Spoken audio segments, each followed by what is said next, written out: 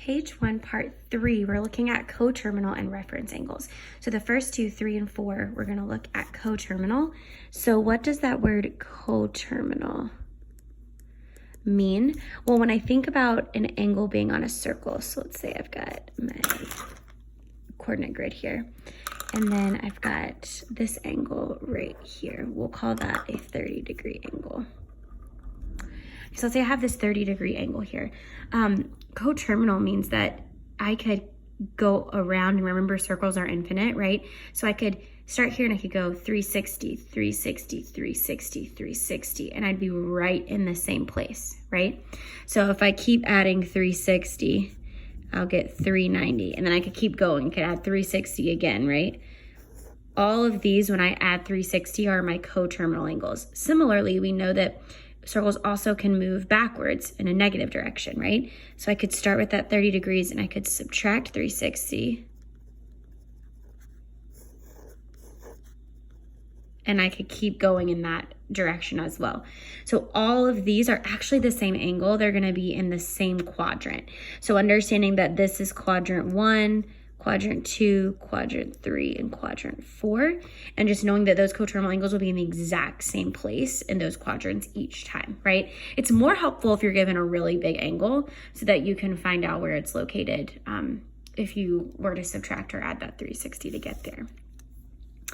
So the keys here is going to be you can add and subtract 360 degrees, or add and subtract 2 pi if it's given in radians. So you're going to try one that's in degrees and one that's in radians, and you're just going to tell me what quadrant it's in, and tell me one positive and one negative. Now, if this is not on your unit circle, you're just going to want to convert it to degrees so that you can find out what quadrant it's in. But you're more than welcome to use your unit circle to see if you can find it, or just practice that conversion there. All right, so that should get you through your coterminal. Let's look at reference angles. So this is what gave us a little bit of trouble in class. So just spend an extra minute reviewing this. So finding the reference angle, these are really important if we're given really large angles, because it's going to tell us like how far that angle is from the x-axis, which is really useful when we're using our unit circle. So the first thing is the reference angle. There's a couple of things it has to be. It needs to be less than 90, and it's always positive. So if you are doing your calculations and you get negative 25, 25 would just be the reference angle. You're just going to make that positive. Don't think too much about that. It's just the space that it is from the x-axis, and it's always going to be that positive angle there. So it's less than 90 degrees and it's positive. So the next thing is you always reference the x-axis. So in reference to what? Reference to the x-axis. Which means on this x-axis, if I think about my coordinate grid here, there's only 2 possible values for it to be. Go all the way around and I'm at 360 degrees, or I'm going to use 180 degrees. You could also use 0, but know that if it's in this first quadrant, if 0 is the closest, then it's just going to already be the reference angle, right? It'd be something less than 90 if it falls here. So if your angle is in quadrant 1, you're going to use 0, right? If it's over here on this side, if it's in quadrant 4, you're going to use 360. So if it's over here, it's closer to the 360 side of the reference. If it is, get another color here. If it's over here, so if it's in quadrants 2 or quadrant 3, I'm going to use, the 180, right, as my reference angle.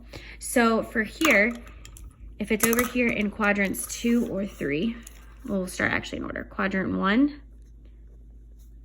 it's already less than 90.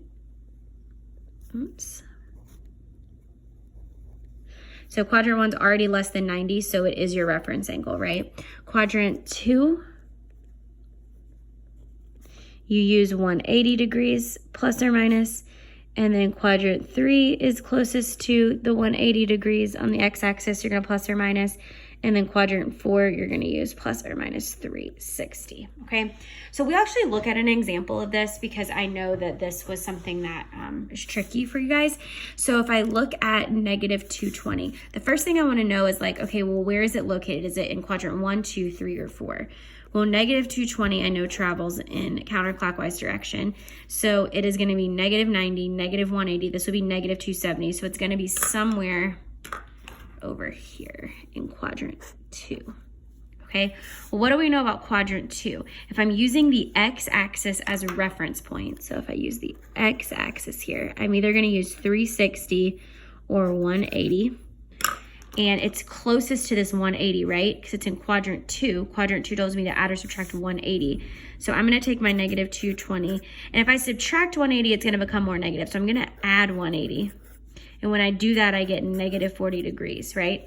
Well, that means that this is 40 degrees from 180, right? It's just opening in that opposite direction. So the reference angle is just positive 40 degrees. Now with number 6, you're going to try this one on your own. Since it's in radians, you either can convert it to degrees and then get it right here, like just like an angle like that, or you can use your unit circle. So if I look at negative 3 pi over 4 on the unit circle, if I can find it. So I'm looking for negative 3 pi over 4. Well, I know that positive 3 pi over 4 is 135, so this is going to be negative 135 degrees, right? If you don't have a unit circle handy yet, just go ahead and convert it from degrees to radians. So I'll set that up for you guys. So it's going to be times pi over 180, and then you would just cancel out your pi's and do your 3 times 180 divided by 4 to get your angle degree. If you would like to try more practice, turn to page 3. And there are reference angles in part B for 5 through 8.